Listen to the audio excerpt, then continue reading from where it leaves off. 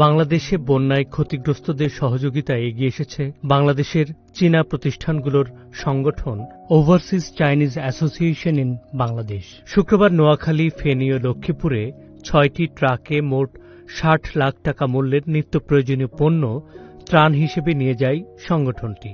মোট ৩,৯০০ প্যাকেট নিয়ে ৩ জেলায় অ্যাসোসিয়েশনের ৩টি ইউনিট শুক্রবার সকাল থেকে ত্রাণ বিতরণ শুরু করে। দুঃসময়ের বন্ধু হয়ে এগিয়ে আসে চীন সরকার ও চীনের মানুষ।